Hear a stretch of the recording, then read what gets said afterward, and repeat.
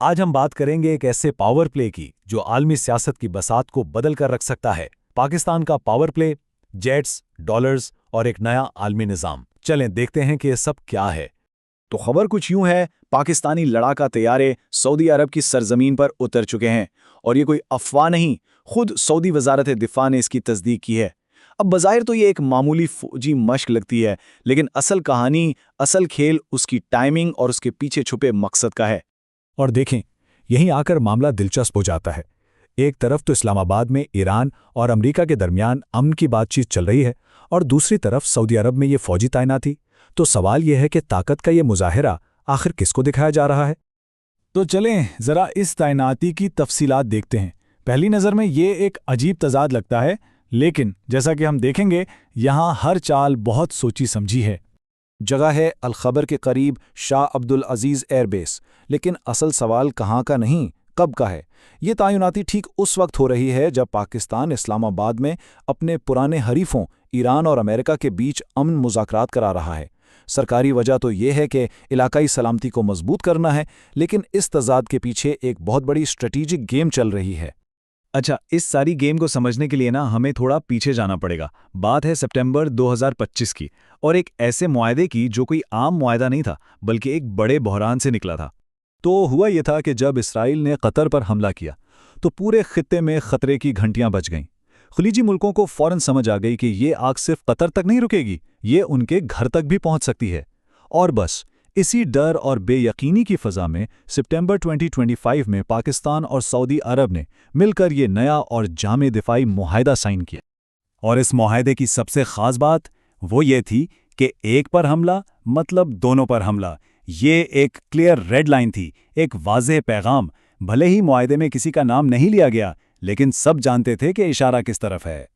تو اب آتے ہیں اصل بات پر، یہ جو طیارے بھیجے گئے ہیں ان سے پیغام کس کو اور کیا دیا جا رہا ہے؟ دیکھیں، چال ایک ہے لیکن نشانے پر چار ہیں۔ پہلا نشانہ خود سعودی عرب، انہیں تسلی دی جا رہی ہے کہ بھائی ہم آپ کے ساتھ ہیں۔ دوسرا اسرائیل، انہیں صاف صاف بتایا جا رہا ہے کہ کوئی بھی حملہ مہنگا پڑے گا۔ تیسرا ایران، ان کے لیے یہ ایک وارننگ ہے کہ بس حد میں رہو۔ اور چوتھا باقی خلیجی ملک، ان کو ایک طرح سے دعوت دی جا رہی ہے کہ دیکھیں پاکستان ایک بھروسے کا ساتھی ہے۔ اب سوال یہ ہے کہ ایران کو یہ وارننگ کیوں دی جا رہی ہے؟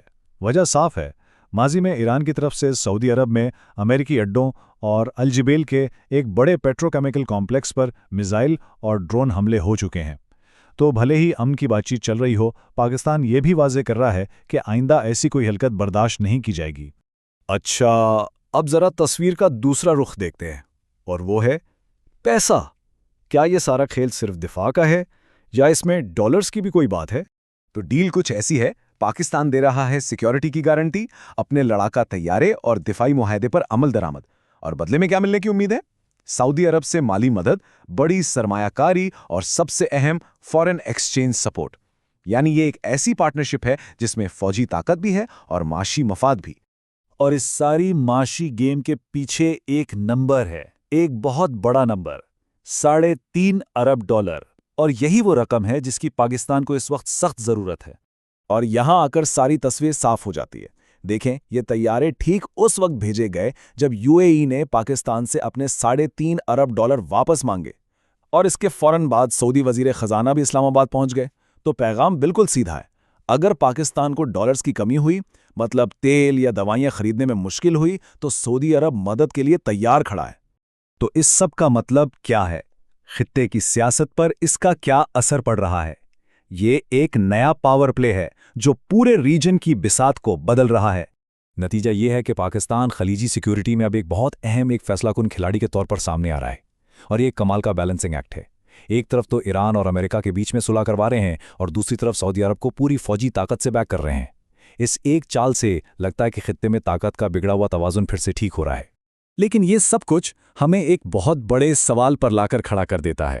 یہ جو نئے اتحاد بن رہے ہیں، یہ خطے کو استحکام کی طرف لے کر جائیں گے یا پھر ایک زیادہ خطرناک ایک بڑے ٹکراؤ کی طرف؟